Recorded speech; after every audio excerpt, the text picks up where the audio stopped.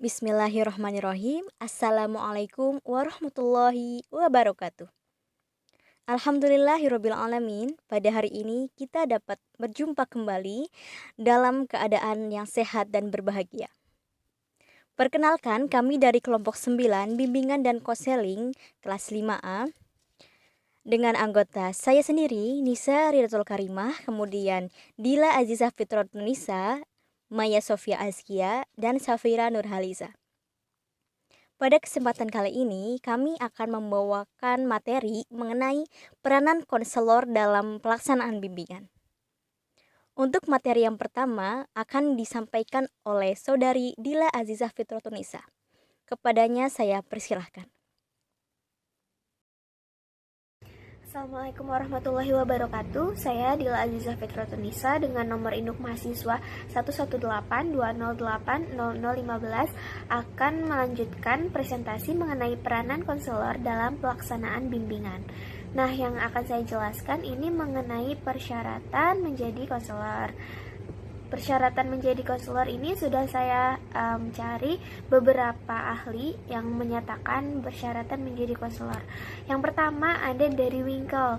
Nah, Winkel ini berpendapat bahwa untuk menjadi konselor harus mempunyai sikap yang menerima, sikap ingin memahami, sikap bertindak, dan berkata secara jujur. Nah, maksud dari sikap bertindak ini adalah sebagai konselor, kita itu harus mempunyai inisiatif yang tinggi. Apabila terjadi masalah yang seperti A, kita harus bertindak seperti apa? Yang apabila ada masalah seperti B, kita harus bertindak seperti apa? Nah, itu yang dimaksud dengan sikap bertindak. Kemudian yang kedua, menurut Winkel, kita itu harus memiliki kepekaan, mempunyai kemampuan komunikasi yang hebat, memiliki kesehatan mental dan jasmani yang layak, serta mentaati kode etik jabatan. Sebagai konselor itu berhubungan langsung dengan orang lain, maka harus memiliki komunikasi yang skill komunikasi yang hebat dan tepat juga begitu. Kemudian harus memiliki kesehatan mental dan jasmani yang layak. Betul sekali, karena sebagai konselor kita itu kan akan mengkonselingkan permasalahan orang lain. Bagaimana kita bisa membantu mencari jalan keluarnya apabila dalam diri kita sendiri atau dalam diri konselor itu sendiri masih terdapat kesehatan mental yang kurang dan jasmani yang kurang layak begitu. Kemudian ada konselor juga harus mentaati kode etik jabatan. Sebagai konselor itu tentu harus mentaati kode etik jabatan sama seperti dokter. Karena sebagai konselor kita kan akan menerima permasalahan dari orang lain, baik itu permasalahan yang sosial, yang umum, sampai ke permasalahan yang pribadi. Kemudian yang kedua ada dari Walgito. Nah, menurut Walgito, persyaratan sebagai konselor itu yang pertama, seseorang pembimbing mempunyai pengetahuan yang cukup luas, tentu saja ya, baik dari segi teori maupun segi praktik. Betul sekali, karena sebagai konselor kita harus memahami luar dan dalamnya. Begitu. Yang kedua, telah cukup dewasa secara psikologis, yaitu adanya kemantapan atau kestabilan dalam psikisnya, terutama dalam segi emosi. Tentu saja ya, kita bagi siapa saja yang ingin menjadi konselor harus terlebih dahulu mempelajari dirinya sendiri, kira-kira dirinya itu bisa atau tidak menjadi konselor gitu. Kemudian sehat secara jasmani dan psikis, tentu saja tadi seperti yang menurut Winkel. Kemudian mempunyai kecintaan terhadap pekerjaannya dan juga terhadap anak atau individu yang dihadapinya. Tentu saja sebagai siapapun yang ingin menjadi konselor, kita harus mencintai siapapun klien kita, mencintai siapapun orang yang datang kepada kita, yang mempercayai kepada kita untuk membantu menyelesaikan permasalahannya gitu. Dan yang lain sebagainya. Kemudian lanjut ke slide berikutnya. Nah, di sini ada tugas dan tanggung jawab konselor di bidang pendidikan. Menurut Dewa Ketut Soekardi, beliau memaparkan beberapa poin tugas-tugas konselor di sekolah. Yang pertama, bertanggung jawab tentang keseluruhan pelaksanaan layanan konseling di sekolah. Tentu saja karena seorang konseling di bidang pendidikan, khususnya di sekolah, konselor ini yang paling bertanggung jawab terhadap konseling yang berjalan di suatu sekolahnya tersebut. Kemudian yang kedua, mengumpulkan, menyusun, mengolah, serta menafsirkan data yang kemudian dapat dipergunakan oleh semua staf bimbingan di sekolah. Jadi kan seperti dalam penyusunan, misalnya si anak ini cocok tidak masuk ke IPA atau cocoknya ke IPS, itu kan awal mulanya bisa dikomunikasikan dengan konselor yang ada di sekolah atau yang biasa kita sebut dengan guru BK gitu. Nah, guru BK ini akan mengolah data, mengumpulkan, serta menyusun sampai menafsirkan datanya hingga menjadi sedemikian rupa yang akan bisa bermanfaat untuk staf-staf di sekolah. Misalnya untuk kelulusan atau surat berkelakuan baik bisa digunakan data ini. Kemudian ada memilih dan mempergunakan sebagai instrumen tes psikologis untuk memperoleh berbagai informasi mengenai bakat khusus, minat, kepribadian, dan intelijensinya untuk masing-masing siswa. Tentu saja di bidang pendidikan ini seperti tes psikologi mengenai bakat khusus, minat, kepribadian itu akan membawa kita ke untuk membawa siswa mencapai jenjang selanjutnya, misalnya ke perguruan tinggi.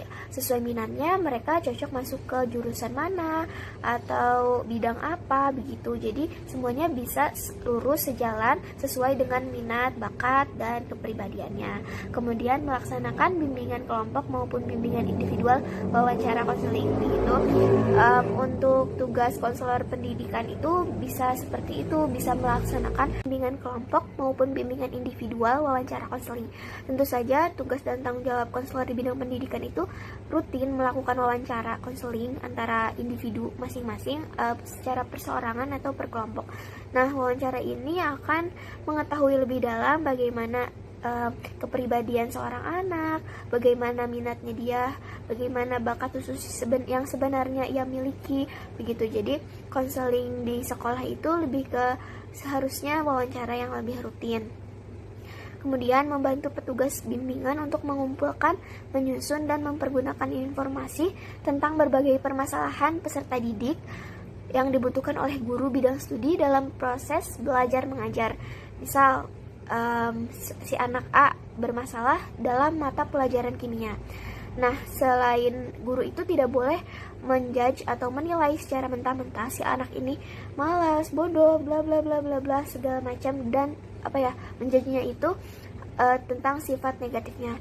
Tapi guru bidang studi ini alangkah baiknya bekerja sama dengan konselor di pendidikan atau di sekolahnya tersebut, mencari tahu sebenarnya apa yang sedang dihadapi oleh si anak A ini, sehingga ia susah dalam memperoleh pelajaran di bidang kimia. Mungkin saja ada hubungannya dengan masalah keluarga, masalah lingkungan, pertemanan, karena memang masalah dalam diri si anak itu akan berdampak ke banyak hal begitu. Cukup sekian dari saya, kurang lebihnya saya memohon maaf.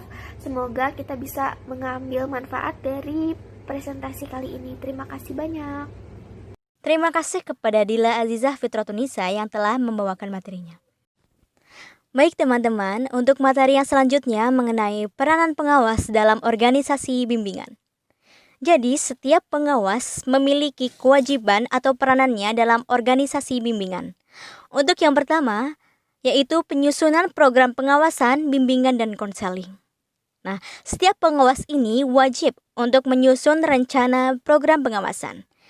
Program pengawasan ini terdiri atas program pengawasan tahunan, program pengawasan semester, dan rencana kepengawasan akademik atau RKA.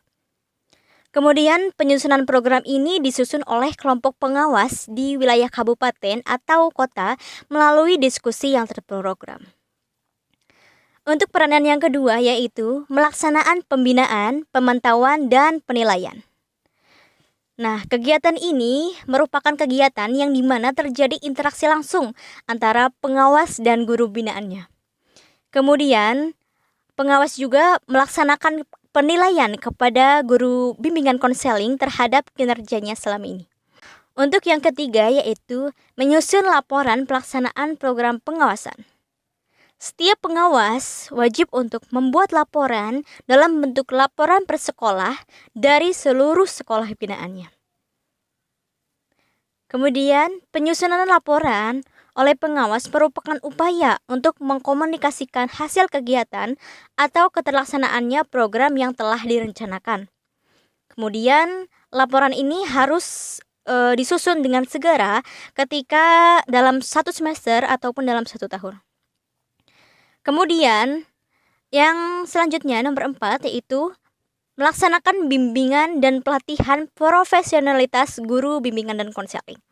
Nah, pengawas hendaknya paling sedikit melaksanakan bimbingan dan pelatihan yang dilaksanakan 3 kali dalam satu semester secara berkelompok di Musyawarah Guru Pembimbing atau MGP. Kemudian melaksanakannya secara terjadwal dan ada diperkenalkan kepada guru-guru atau guru-guru bimbingan konseling cara-cara baru yang lebih sesuai dalam melaksanakan suatu proses bimbingan kepada siswa-siswanya. Baik, demikian materi yang dapat saya sampaikan. Kemudian selanjutnya akan disampaikan oleh Maya Sofia Askia. Kepadanya saya persilahkan. Bismillahirrahmanirrahim. Selanjutnya saya akan menjelaskan materi yaitu persyaratan sebagai pengawas konselor, di mana persyaratan tersebut memiliki 5. Nah, pengawas konselor seseorang yang memiliki keahlian dalam bidang pelayanan konseling dan dia adalah tenaga profesional. Yang kedua, seorang pengawas konselor ia telah menghayati dalam hidupnya berbagai corak ragam pengalaman. Nah, yang ketiga, seorang pengawas konselor itu harus memiliki kepribadian yang seimbang dan kuat, harus simpatik tetapi tidak sentimental, serta harus objektif pula dalam memberikan pertimbangan dan penilaian. Yang keempat, setiap pengawas memiliki kemampuan dasar tertentu yang berbeda. Kemampuan dasar tersebut dinamakan kompetensi. Nah, kompetensi tersebut dikategorikan menjadi 3 aspek, yaitu kemampuan pengetahuan, kecakapan, sikap, sifat, pemahaman, apresiasi, dan karakteristik seseorang dalam menjalankan tugasnya. Yang kedua, ciri dan karakteristik kompetensi yang digambarkan dalam aspek pertama harus manifest atau nyata dalam tindakan, tingkah laku, dan unjuk kerjanya. Nah, yang ketiga, yaitu hasil unjuk kerjanya itu memenuhi suatu karakteristik atau kriteria standar kualitas tertentu. Nah, maka pengawas konselor harus memiliki seperangkat kemampuan baik berupa pengetahuan, sikap, dan keterampilan yang dituntut untuk jabatan profesional sebagai pengawas dalam tindakannya untuk peningkatan mutu pendidikan atau sekolah. Terima kasih. Terima kasih kepada Saudari Maya Sofia Askia yang telah membawakan materinya. Kemudian materi selanjutnya akan disampaikan oleh Safira Nurhaliza. Kepadanya saya persilahkan. Selanjutnya ada fungsi pengawasan dari konselor. Pengawasan melakukan pembinaan dan pengawasan dengan melakukan diskusi terfokus berkenaan dengan kesediaannya personal konselor sesuai dengan kebutuhan berdasarkan jumlah siswa serta upaya untuk memenuhi kesediaan konselor, optimalisasi peran dan fungsi personal sekolah dalam layanan bimbingan dan konseling, serta mekanisme layanan sesuai dengan peran dan fungsi. Pengawasan bimbingan dan konseling di sekolah diselenggarakan oleh pengawasan bimbingan sekolah sesuai dengan SK nomor 118 atau 1996 dan petunjuk pelaksanaan kegiatannya. Kegiatan pengawasan bimbingan dan konseling di sekolah ini melibatkan guru pembimbing dan pengawasan sekolah di bawah koordinasi kepala sekolah. Yang pertama ada guru membimbing dan menyiapkan diri dan bahan-bahan secukupnya untuk melakukan kegiatan pengawasan, sedangkan koordinasi BK ini untuk mengkoordinasi guru-guru pembimbing dalam menyiapkan diri untuk kegiatan pengawasan. Yang kedua ada guru membimbing mengikuti dengan cermat penilaian dan pembinaan dalam kegiatan pengawasan. Adapun kepala sekolah yang mendorong dan memberikan fasilitas untuk terlaksananya kegiatan pengawasan secara objektif dan dinamis demi meningkatkan mutu bimbingan dan konseling. Di antara fungsi-fungsi pengawasan konselor yang berikut ini merupakan fungsi yang penting. Yang pertama adalah ia harus berperilaku sebagai konsultan, dan penasehat bagi kepala sekolah dan guru, serta petugas bimbingan lainnya dalam administrasi program bimbingan pengetahuan dan perkenalannya dengan prosedur kerja serta teknik-teknik yang efektif sangat berguna bagi petugas-petugas bimbingan tersebut.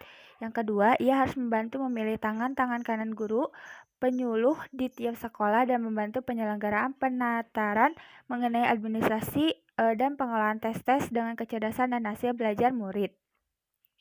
Di sini berarti sebuah konselor ini harus membantu para penyuluh untuk mengenai administrasi pengolahan yang ada di sekolahnya. Terus ia juga harus membantu kepala sekolah dan guru dalam memelihara catatan-catatan yang digunakan mengenai perkembangan anak dalam segi kesehatan, kepribadian, dan kecerdasannya. Ia juga harus membantu kepala sekolah dan guru-guru penyuluh dalam mengelompokkan murid-murid untuk bertujuan bimbingan dan instruksional. Guru-guru ini perlu mendapatkan pelatihan bagaimana seharusnya mengamati tingkah laku siswanya, terus untuk menemukan sebab-sebab kesulitan yang dialami oleh siswanya, serta kesehatan yang kurang baik yang dialami oleh siswanya, dan sebagainya. Lalu ia juga harus membantu kepala sekolah dan guru-guru dalam menemukan dan menyalurkan perbedaan individu. Setiap individu itu berbeda-beda ya, termasuk siswanya juga berbeda-beda. Maka dari itu, fungsi pengawasan konselor ini ia membantu guru-gurunya untuk mengetahui atau mengenali masalah-masalah yang terjadi pada siswanya, ataupun mengenai lebih dalam tentang tingkah laku siswanya. Terus ia juga harus membantu dalam penyelenggaraan program penataran yang menjelaskan kepada guru-guru bagaimana seharusnya melaksanakan teknik-teknik bimbingan dan langkah yang harus ditempuh dalam melakukan program bimbingan. Ia juga harus memberikan pengarahan bagaimana seharusnya mengumpulkan dan mengolah berbagai data mengenai murid, mengamati, mencatat tingkah lakunya, serta sikap murid tertentu, mengadakan studi lanjutan atau survei mengenai mata pencaharian penduduk, dan melaksanakan proyek-proyek studi yang bertujuan khusus untuk keperluan evaluasi dalam program bimbingannya. Ia juga harus bertindak sebagai pengantar anak antar sekolah dengan orang tua. Kadang-kadang timbul suatu suasana yang tidak diinginkan di sekolah karena adanya salah pengertian murid. Mungkin hal itu ditimbulkan oleh kesalahan dari pihak guru tertentu, mungkin pula dari muridnya sendiri. Terus ia juga harus membantu dalam pengetahuan guru mengenai perkembangan kebutuhan fisik dan kebutuhan mental semua anak. Untuk itu, ia juga harus berusaha memasukkan ke dalam program penataran berbagai fase perkembangan anak untuk dibahas dan dipelajari serta lebih dalam. Ia juga harus memperkenalkan kepada kepala sekolah dan guru bacaan yang cukup untuk mengenai bimbingan dan penyuluhan. Ia juga harus membantu mengadakan perpustakaan sekolah yang memadai untuk membuat bimbingan dan kurikulum menjadi vital dalam hidup anak. Ia juga harus menyadari bahwa sebagai pengawas konselor, tanggung jawab yang pokok adalah penyuluhan atau konseling. Meskipun waktunya sangat terbatas karena tugas lainnya, baik sebagai pemilik sekolah maupun sebagai pengawas, ia juga harus menyisihkan waktu di tiap sekolah untuk dikunjunginya secukup-cukupnya 30 menit untuk mengadakan wawancara dengan muridnya yang diajukan oleh guru atau konselornya. Dengan jalan demikian, ia dapat membantu secara langsung meningkatkan nilai pelayanan konseling di sekolah. Ia juga akan dapat suatu kesempatan untuk mengamati bagaimana murid-murid menarik manfaat dari konseling sebagai suatu gambaran pelayanan baru dalam program sekolah. Dengan demikian, ia tidak akan terlepas dari perhatiannya terhadap kebutuhan dan masalah-masalah murid. Sekian materi dari kelompok kami. Selanjutnya dikembalikan kepada moderator. Terima kasih kepada Safira Nurhaliza yang telah membawakan materinya. Teman-teman, demikianlah presentasi yang dapat kami sampaikan. Kurang dan lebihnya mohon maaf dan terima kasih atas segala perhatiannya. Sampai jumpa kembali. Wassalamualaikum warahmatullahi wabarakatuh.